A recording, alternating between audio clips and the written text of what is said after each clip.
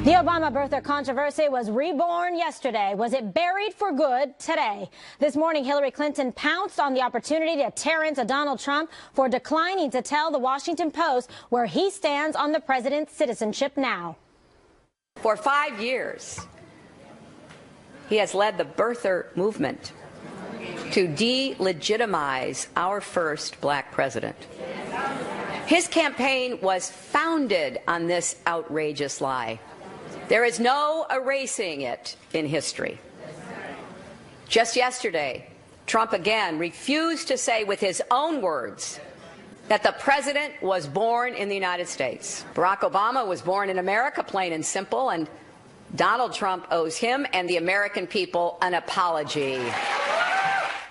Is Clinton the one who owes the president an apology? Didn't her supporters kick off the birther movement back in 2008? When this photo of Obama in ceremonial African tribal dress during a visit to Kenya was featured prominently on the internet and attributed to people in the Clinton campaign. Senator Clinton disavowed any knowledge of it. I mean, you take Senator Obama at his word that he's not a Muslim. You don't believe that he's a Muslim. No, why would I? There is nothing to base that on, as far as I know. Trump told the Post he wanted to answer the birther question at the right time, and that time came today. Hillary Clinton and her campaign of 2008 started the birther controversy. I finished it. You know what I mean. President Barack Obama was born in the United States, period. Now we all want to get back to making America strong and great again. Okay, Eric, so does this answer the question he wanted to definitively say? And he said, look, the president was born in the United States, period. So, all right, so let's clarify a little bit right here. Right. So back in 2008, there was a supporter who sent that email around with the picture of Hillary's. The picture of President Obama in Hillary's supporter. Right, a Hillary supporter, and so the campaigns went back and forth in 2008. It's not like Republicans now or conservatives or Trump people are painting this as she started. That's not what happened. Right. David Plouffe worked for President Obama at the time. I'm sorry, Senator Obama at the time when he was running against Hillary. Her campaign was crashing and burning during the primary. She wasn't going to get the nod. She wasn't going to be the nominee. This started to go around, and Plouffe, working for Obama, said, hey, wait a minute, Clinton, you did this, and the campaign started fighting this way. So this started amongst them, Democrats, in 2008. Fast forward to now. It gets brought back up. So they built that. They built that. Yeah. Great point. They built that. Fast forward to now, Washington Post tries to corner Donald Trump, asks him about it. He probably could have put it to rest right away during that interview, but he didn't for whatever reason, but fixed it today with a 20-second response saying, look, this is done, let's move on. Bottom line, she's on the ropes. The deplorables comment followed by her health questions.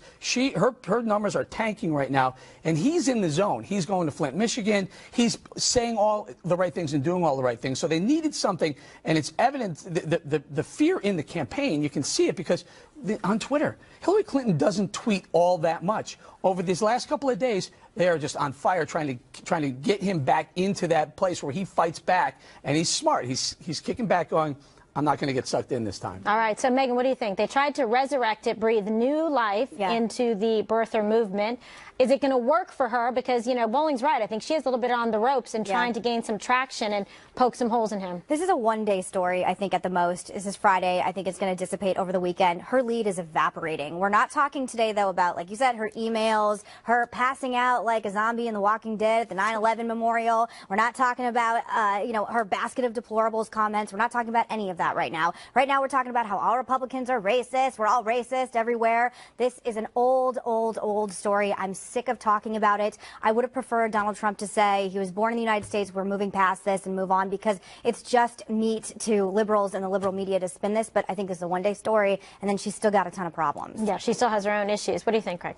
Well, I mean, this was the break glass in case of emergency issue.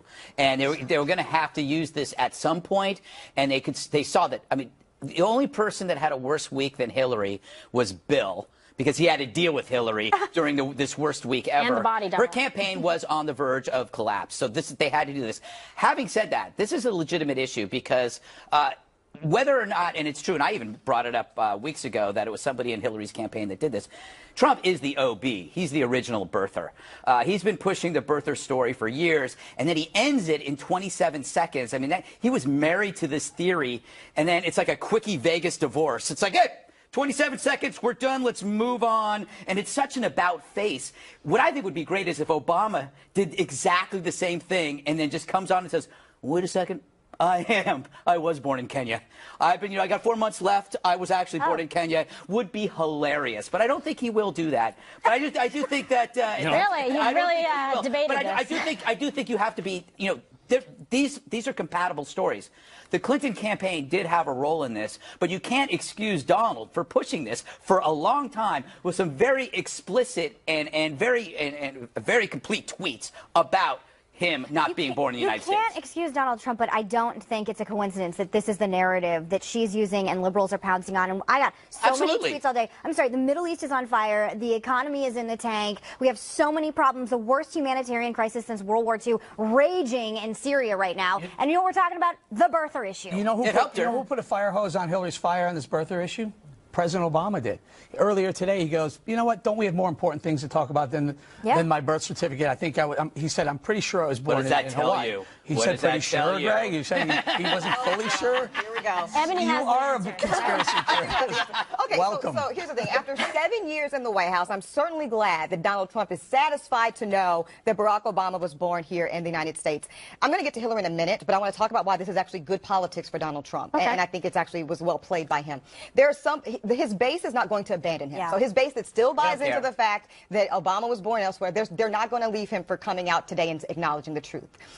But this is where it's good for him. There are people in this country right now that are still trying to decide, is Donald Trump a president or is he a crazy conspiracy theorist? And for those people, this can kind of work in his advantage to kind of dissipate some of that belief. Now, about Hillary, though, here's why her saying that, I had to laugh when she talked about him coming for the first black president. Hillary Clinton, you did and said everything you possibly could to make sure that Barack Obama would not be America's first black president, including the fact that her supporters, and this is an important distinction, Ian, you're right. Trump could be so precise and put this to bed yet again. So you know what, Hillary? Maybe you didn't say it, but your supporters did, your volunteers did, and this was not originated completely by me. And really call her out on it, because I remember who Hillary Clinton showed herself to be in 2007, and I will not forget it. And people that want to sit around and act like they have amnesia now, they will do so at their own peril. She showed me exactly who she was in that primary. But that clip they showed of her saying, as far as I know, that's like saying, well, I don't think he murdered anyone. As far as I know, as far as I know. That's what she always does. No, that's who she was, Megan. And for someone who was paying, I was looking for who her core was. I've had long suspicions around Hillary and Bill Clinton and their true nature of their relationship with the black community. Like I said, she showed me exactly who she was during that primary. That's interesting. So to follow up on that real quick, do you think also in terms of African-American community, it's sort of a little bit of a reminder that kind of the dispersions that were cast upon President Obama, that her camp didn't really quell at the time? No, they didn't, Kimberly. And today, to see the Congressional Black Caucus come out, many of whose members I do respect, but kind of rally around Hillary Clinton and be protectionist for her on this issue is absolutely appalling to me. You cannot act like this woman has not done and said the things that she has in reference to this president. And it's very important. I know how much she's dependent on that coalition, that almighty Obama coalition, to save the day for her, but you've got to be accountable for what you've said and done. There's an interesting corollary to that. The other side of that coin is President Obama, when he's senator running against Senator Clinton, said some pretty nasty things about her. And now, if you juxtapose what he said in 07 and 08 during the campaign to what he's saying about her now, it's vastly different. At one point, I think he said she's one of the most dishonest politicians around, and went along that vein. And now he's saying, hey, vote for her. He's got to say that, but Colin Powell told us all what the real deal is, and I love those emails for that, because, look, again, that nastiness, KG, that went down in that primary doesn't go away just because of political convenience. There's another aspect of that, too, especially when she is trying to have ownership, saying, I am the candidate for you, I'm the champion of African Americans, of minority communities. opportunities. If you recall, back in 2008, Obama's campaign manager actually accused the Clinton campaign. It's a shameful, offensive fear-mongering with circulating that post, the photo that tried to smear Obama. Yeah, that was Pluff. Yes, exactly, which had it appeared on the Drudge Report first on the website with Obama dressed as if he was like a Somali elder, right? So you couple these kind of things together. That was their whole plan. They wanted to cast him as an other, But right? here's the thing. You know what's interesting, too, is that Hillary is doing exactly what she's accusing Trump of doing with David Duke. Everybody's saying, Trump, why don't you condemn the people who support you for what they believe in? Right. Like when David Duke support. But then she should be condemning her supporters or the people in her campaign that pushed the birther idea. And she didn't because the birther idea, the birther conspiracy, served her. Would have served her. And your father actually was so great. Sorry, I was about Megan. to say, neither of these candidates' hands are clean. The only one that I remember disavowing this, hands down, is my father. I agree. And I'm just saying, like, was he born here, though? Wasn't he born in Panama? Wasn't he born in Panama? He was born on a military base. I rest my case. He was born in Panama in an Air Force base. My dad, Ted Cruz. Nobody's born in America anymore. I can't believe I remember that. But here's the point. If you bring it up in terms of that, it has nothing to do with race. It has everything to do with location of birth. And Donald Trump, look, whether he can say he didn't say it or he did or not say it, he also suggested that Ted Cruz, is he viable candidate for presidency? It has nothing to do with race. I don't know. Ted Cruz is technically a man of color, though. I mean, he's Cuban. He's Cuban. So I do think there is something to. Is he not? Is he not? Oh, yes. Yeah, right? Okay. I didn't even think of that, though. So he has a problem. So I'm just saying that the lens of otherness, people do like that weaponry. I'm just saying. No, Trump went after Cuba. What was it about? Not a lot of evangelicals come from Cuba. That's what he said about it. That's what he said. But you know what? Maybe Cruz is from Canada. The criticism about conspiracy theories, I hate conspiracy theories, but to go after Trump about that is hypocritical. You have no idea what you're missing. Yeah, no, I know. It's so much fun. I'm trying to say that the left started the fine art of conspiracy theories. They believed, they pushed the idea that AIDS was created by the CIA. Do you remember that in the 80s? That water fluoridation causes, to weaken us. Government suppresses cures for cancer. JFK was killed perhaps by Richard Nixon. The Pentagon was hit by a missile. Like all of this stuff. The NSA is spying on us. Yeah. Oops. Oil companies, were investing and invading Iraq. These are all left-wing conspiracies. Well, I'll say this final point, though. Bill Clinton was the originator of kind of speaking to this underclass, white America that was very much afraid of what, could lie in front of them. And that's what he ran on in Arkansas to be governor. He ran on in 1992 to be president. So for Hillary now to pull this, the hypocrisy is astounding. Boom. But it got the conversation off her health for one day. Right, for one day. Because we would have led this show about her health. And we didn't. Oh, that's Monday. She's not getting off the hook. I had to rewrite my whole show. We're going to bump into special report because, this is a serious show. Ahead on the 5, Bill O'Reilly thinks he knows why the mainstream media is so biased. You're going to hear from him. And later, yep. A new poll shows American trust in the media has sunk to a new low. Wonder why. Only 32% trust the news to be reported fairly and accurately, according to the Gallup survey. That's down 8% from last year. Bill O'Reilly took the biased media to task last night on The Factor. The question then becomes, why is it so difficult to simply report in a straight way without a tilt? The answer, emotion. Editors of many press operations now believe they're on a mission to save the USA from a guy like Trump and the deplorables who support him. Same thing on the Clinton side. A few, and I mean a few, news concerns believes she's not honest and are out to get her. That kind of advocacy hurts the folks. Both Clinton, Trump, and President Obama, I guess all three, not both, have been playing into the distrust. The dishonest media, these people, the most dishonest people you're going to ever find. The media is disgusting. I have been somewhat heartened by the number of articles recently pointing out the quite disparate treatment of Trump and his campaign compared to ours. I don't understand the reasons for it. I find it frustrating. I'm not running this time, but I sure do get frustrated with the way this campaign is covered. I'm just telling the truth. All right, so Greg, I've noticed recently, I don't know if it's been going on a long time, but no, for some reason I've noticed it recently. I'll be watching MSNBC and they'll be a banner. See that banner underneath it right there, and they'll put something in there. And lately they've been editorializing on the banner. Trump, in parentheses, falsely claims ... Should they be doing that? I don't know. I have a feeling that the public is getting tired of the way the news is being delivered. The reason why The Five is successful is we deliver the news differently. There's not a lot of crosstalk. There's no interruption. If you look on other shows, there'll be 5 boxes of parrots trying to push 10 minutes of information into 30-second blurbs. But we have been around each other long enough that we have these conversations. So we sound like how people sound at home. The problem with a lot of this news, it doesn't sound like the way people talk anymore because everybody's rushed. They'd rather be memorable than factual. People should really be skeptical of the news. I came up with a list of things that the media has been so wrong on about health items in particular. You know, cell phones, the coming ice age, Alar and apples, trans fats, DDT, artificial sweeteners, bird flu, genetically modified foods, and now vaping. You can't trust the media to have an objective point of view. So that leads me to my conclusion.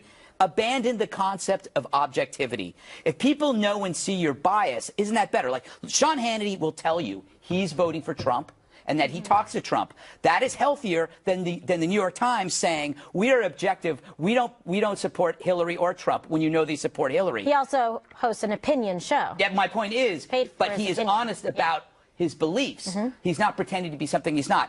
Advocacy is good if you tell people you're advocating. Go for it.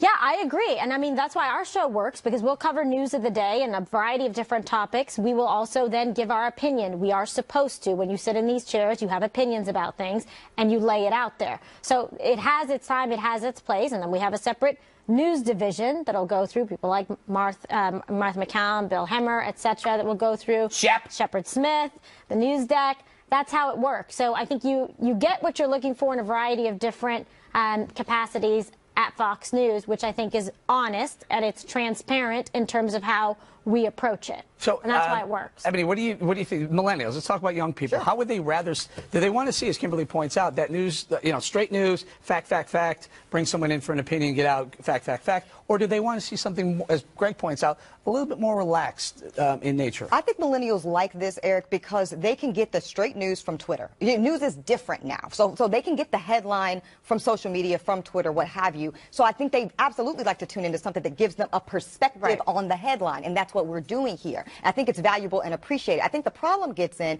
where old school news doesn't make room for that distinction that KG just laid out, objective stuff versus advocacy and things like that. And so there's confusion. Because if you're not clear on that separateness, then you're going to be very confused. Megan, how do we do better? What does the media need to do to regain the public trust? I actually think technology has been a great mediator for this, because now journalists don't get away with the same things they used to. If President Obama is attending your wedding, or you're attending the wedding of a high person on the Hillary Clinton campaign, I can't believe that you're going to report on there and the Democrats in any kind of way that's not completely biased. And there's a lot of backroom liberal media, Democrat stuff that goes on, and I've seen it firsthand, and everyone knows who the people are. Chris Matthews, I'm looking at you with your tingle up your leg. And the great part about Twitter is that people are outed for their bias a lot more, and I just think you really need to make the distinction. Are you a hardline journalist, or are you an opinion person? And again, if you are socializing and hanging out and you consider a close personal friend to be someone high up on the Clinton campaign or President Obama, maybe you shouldn't be in this industry anymore. That's why I have no friends. Stephanopoulos used to work for Bill Clinton and also donated heavily to the Clinton Foundation, yet they rely on him to ask Hillary Clinton questions on a Sunday, very important Sunday morning talk show. 100%, Eric, and he makes me insane too. He is close friends with them, he worked for them, he gave money to the Clinton Foundation. I just don't understand how I should be taking him seriously. But we do, to be fair, we have friends of Trump interviewing Trump here. Oh, absolutely. Yeah. Yes, but it's a lot more egregious on the left. What? Well, again, there is a distinction with the opinion shows. Right. And you watch, Bill O'Reilly, he starts his show off with the talking points memo. It is an opinion piece. That's what he does. And then you watch Sean Hannity, and that is more of a conservative, covering the news. We'll give opinion, and it's showcased. That's why the Five works, too. We give our opinion, but we're not trying to fool anyone. No one here is being phony. You get what you see. We're not trying to say, hey, listen, this is just like the news cross. crawl straight across from. No one's under the impression that I don't have a slant. George Stephanopoulos is trying to present himself as a newsman to everyone. There is a distinct difference between that and an opinion personality. I just have to push back on that a little bit. Well, you know, I resent that. As long as you don't resemble it. All right. We're going to leave it right there. Susan's in my ear again. Ahead, the third-party factor in this election. Who gets hurt by a four-way race more, Clinton or Trump? We'll debate that next.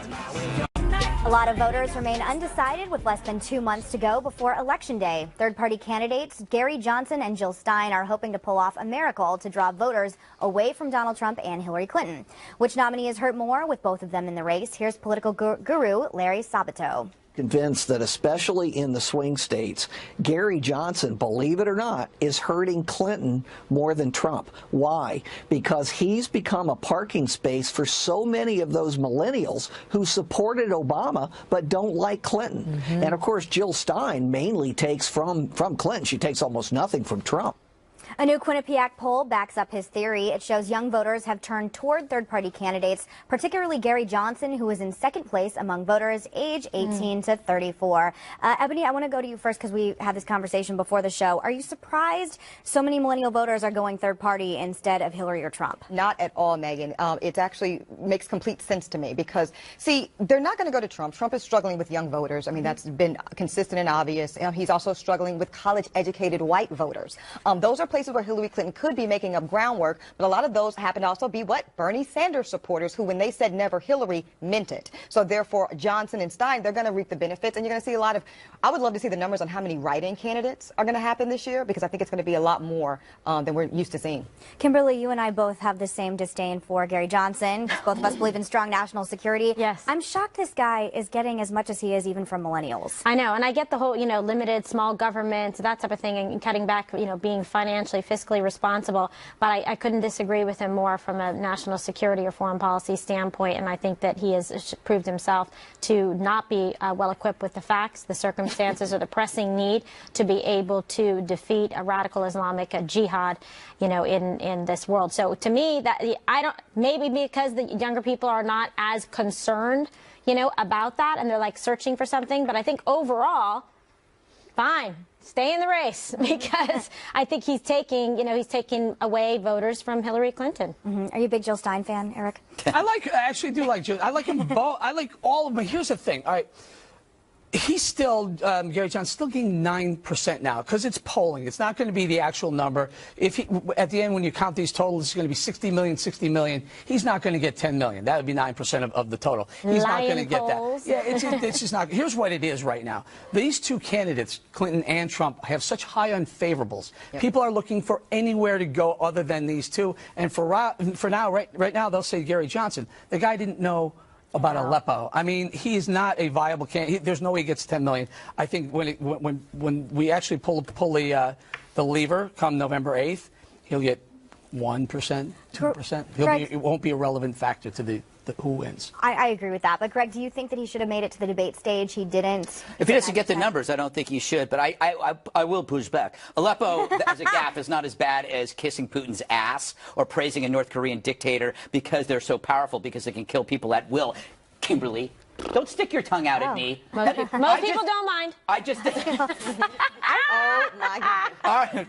Now I've lost my train of thought. You know what the third party is? But we need to say he didn't make it to the debate. Yeah, I know. Yeah, but to your point, which is the right point, is that because they're so, you know what it is? It's like when you're a child going to a fancy restaurant and there's nothing good on the menu except the children's menu. That's what Gary Johnson and Jill Stein is right now. I love because that. everything on the French menu that your parents are ordering, he's chicken fingers and French fries. He's chicken fingers and French fries. So all the young people, cheese, tater tots. all the young people are going for the chicken fingers and the tater tots. Yeah, except if chicken fingers were going to let ISIS grow, and it was going to be super dangerous for our national security. But you know what? I think a lot of these millennials that are going this way, they don't even know anything about Gary Johnson. They don't even know these. They just know they don't like them. them. They just know he's not Hillary Clinton and he's not Donald Trump, and that's good enough for them. Well, they should Google him because he's very dangerous when it comes to national security. All right, Donald Trump, he is very dangerous. Right. Donald Trump drops by The Tonight Show again.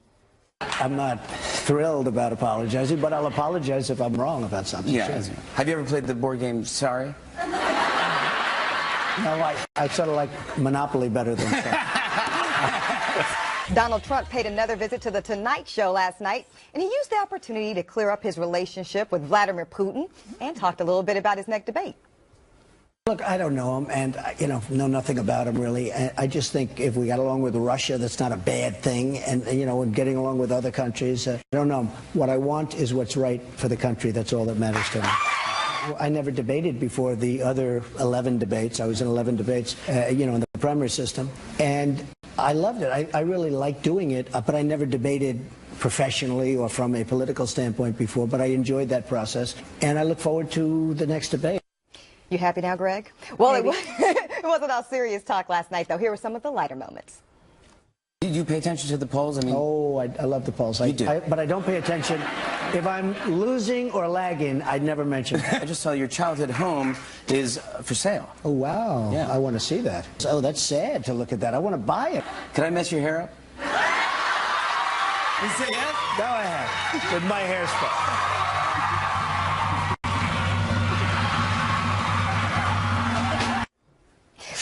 All right, now, E, I feel like President Barack Obama got a lot of heat and gets a lot of heat when he does a lot of these. And he does a lot of these, late night shows and dayside television things to show his personality and stuff.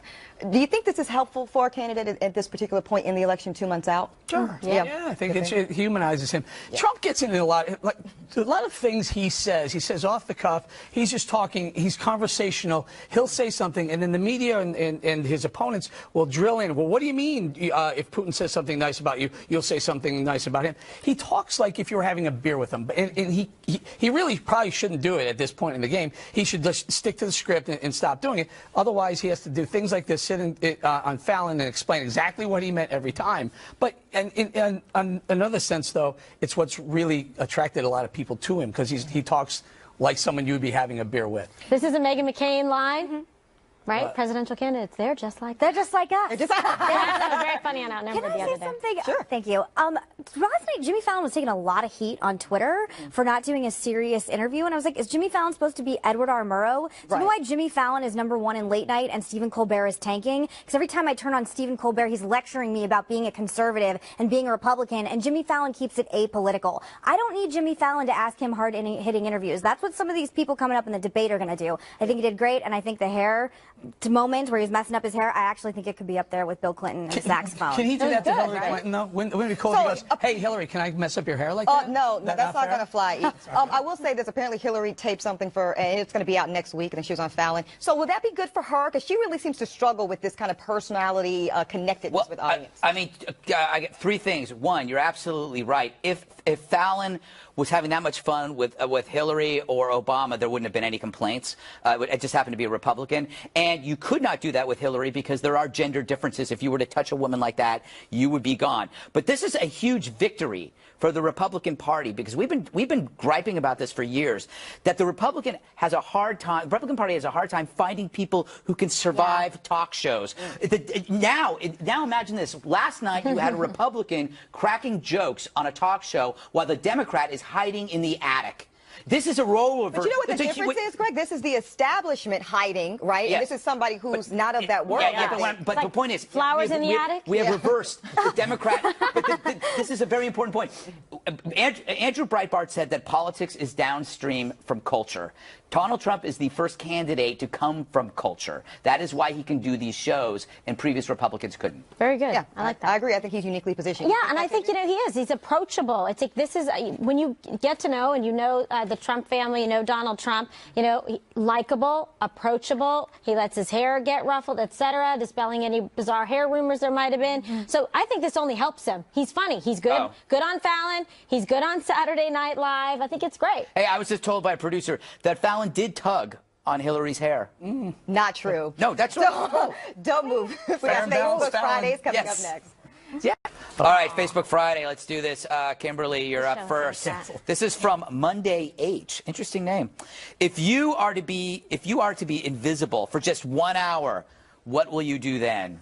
1 hour. Okay, 1 hour. I could do a lot in an hour. So I would definitely go to the Middle East, maybe to Raqqa, to the brain, to the nerve center, and I would go and kill them all. Oh, wow. That's interesting. Yeah. I don't think I could beat that one. Yeah. Can I skip and say I would have the same thing? I had 30 minutes in the ISIS morning strategy meeting, and then 30 minutes in Obama's strategy to Oh, I don't defeat want to ISIS. sit in on That's any not what I meeting. Both of those. Yeah. That'd be great. Spend an hour in a meeting. I'd like to be in a meeting. take notes. Yeah, exactly. No notes here. No pens involved. If time and space are no option, I want to be in that van after Hillary passes out and hear what everybody's saying inside and what they say in Chelsea's apartment. That's where I'm going with Good that. job. We're a great team. Yeah, you've been in sync today. Lafayette Nikita. I would just want to be in the chambers of like the Supreme Court after oral arguments for something big and just hear like the discussions after that. That would be awesome to me. Very cerebral. I have an hour. I would go to the laundromat because I want to know what Martinizing is because it's always 1 hour Martinizing. Well, it's more so that's a dry cleaning term. What? Yes. Okay. That's what you would do? Yeah. I just want to watch them do my. I want to see if they're really cleaning my shirts. What, 1 hour photo? Yeah, but no, but do you know? Hillary's van, terrorism. I don't think they're really cleaning my shirts. I don't think they're cleaning my shirts. I think they're just ironing them. Hashtag Right? priorities. I've had that suspicion. I've had that suspicion for a long time, and I'm going to get to the bottom or to the top. I don't even think they restarch them We'll sometimes. be right back. All right, this is from Lillian. I'll start with you, Ebony. Oh, good. Lillian H. Could that be Lillian Hellman? No, she's dead. If you were a moderator at the first debate, what is the one question you would have to ask? I got one. Well, you're going to Okay, have to I'm wait. going to start with, I would definitely want to know the first order of business from each candidate. First thing you're going to do, first task in the White House. How about you, Eric? Strategy to defeat ISIS. Yeah. Specifics. All right. How about you? How are you going to fix the VA? Be specific. Kimberly? Mine would definitely be national security and ISIS and what they would do, for sure. I would say, where would I be in the new administration? That would be the first You know what I was that would hoping you'd be? say, what is 1 hour Martinizing? Yes. What are we going to do about 1 hour Martinizing? Are they really cleaning our shirts? And why do women get charged more for dry cleaning? That is so true. Thank It is you. so true. What And why would is you it do called? about it? Well, never mind. Frank V, I'll start with you, Meghan McCain. What would you consider the perfect meal, including drink and dessert? Ooh. Steak, potatoes, grilled onions, Jack and Coke. Oh, Simple. Well, It's my favorite meal. Well, I know how to make you happy. All right, Eric. I lost 15 pounds on this exact diet. It's chicken paillard pounded thin, so there's no breading on the chicken at all. Grilled with steamed spinach and vodka with club soda. What about your magic juice? It sounds. The producer's saying it's boring. It's boring, but it tastes great and it works. No, Ebony. Lasagna, side salad with balsamic vinaigrette dressing, and a glass of cab. So many choices. Yes. Appetizer? Yes. Salami. Salami. Slice. Thick and lean. Yeah. So let's see what else. I love everything. I don't know. I love fried chicken for Yes, sure. I love fried chicken. Oh, I love it. I love mashed potatoes. Oh, who doesn't? Oh. Except for the potato. Well, they don't have feelings. Don't worry. Are you sure? Yes. They have so and many I love. eyes. They're watching you. Ay, Dios mío. Let her finish. And I love cheesecake. She never finished. That's delicious. And strawberry shortcake for my birthday. That's also fantastic. I also like wine. Red or white. Yeah. Hey. And Hey, you don't see color. That's what I like about you. All right, I've had enough of I you. only see excellence. I would say ribs from George's with extra sauce That's good. and dark and stormies. And I do. Oh my God! I tried one of those. Those are so for the good. first time. They were unbelievable. All right. With my friend Ann, it was very good. They're telling me to tease now. I had one. Last question was, what's your favorite thing to do? Pigs in a blanket. I can't leave it out. Oh, I was going to say, what's your favorite thing to do during the fall season? In a blanket. Okay. Walk around Harlem. It's so beautiful in the fall. Walking Dead comes back. Oh boy! Zombie apocalypse. Jack and Coke. Jack and Coke. Fire. Just watch a Hillary video, bowling. I love trick or treating. It's the greatest thing at my height. Yeah. I can pretty much get as much candy Wait, as I fall, want. what do you like to do in the fall? Trick or treat. I trick or treat every day. No, I know what you like. Oh, and I misspoke. Watch Carolina Panthers play football. Yeah, you should have said That's that. I not did. really football. I Stop it, like you're to such a watch. hater. Bowling, you like this? I love to watch football and eat wings for sure. You think they're going to get back to 500 this week? Oh, you're such a hater. You know, I love to look at the Hate is gonna foliage. hate. Hate is I gonna love to hate. look at the foliage. I hate it when people say that. Oh, the change of the leaves. Shut up! Are you yelling at the control room? Yes. It's time now for one more thing, and it's Kimberly's Royal News. Oh, the crown. All right, well, hats off and crowns off to Prince William today for coming to the aid of a veteran soldier who fell over during a royal visit. Jonathan Douglas Hughes, the Vice Lord Lieutenant of Essex and the Queen's representative in the county, was standing behind Prince William, as you see, and his wife, the Duchess of Cambridge, when he tripped and fell to the ground. So the 70-year-old dignitary quickly got to his feet with the help of William and other officials. He's just always a class act. And then they later visited students at the Stewart's Academy, which is a secondary school in Harlem. So he was very appreciative of that. And also don't forget to watch our Teammates new show Sunday at 5 p.m. Eastern. Dana Perino, Chris Stalwart. I'll tell you what, watch it. It's you. Okay, tomorrow night, the Greg Gutfeld Show has Tyrus, the wrestler, Louise Mensch, who runs Heat Street. And, of course, we also have Lou Dobbs, who will be reading the infamous email that woman sent out from her dorm demanding bunk beds from her fellow sleepmates. I want the desk that's near the window, plain and simple. I don't care about who gets the bottom bunk, but just know that what I stated above is what I'm expecting once I arrive at the dorm, and I won't be in the mood for any arguing or other nonsense because one of you two decided to deliberately disregard this email. I mean the relationship you have. That's beautiful. Charming, Mr. Bond. Okay, not nearly as funny, but serious. So the last couple of years, I've gotten away from writing. Cash and I used to write it. I went back to that tomorrow, completely written. Take a look at this. It's a work from my heart. Watch. The economy has squeezed the American middle class for 10 years under both Presidents Bush and Obama. We've seen the urban plight our major cities have experienced. In Detroit, abandoned homes number in the tens of thousands. In Baltimore, where poverty is still soaring at 23%. And unemployment among young African Americans is a staggering 26%, 5 times the national rate. DVR, 11:30 tomorrow. All right, former President George W. Bush visited an elementary school. It's named after him, the George W. Bush Elementary School in St. Paul, a Dallas suburb. He made a joke that when I was a student, it's safe to say my teachers never imagined there'd be a school named after me, and the students later serenaded him. Oh, Ebony. It's so cute. All right, Megan, you'll love this one. Pets are now becoming the replacement children for millennials. Our age group now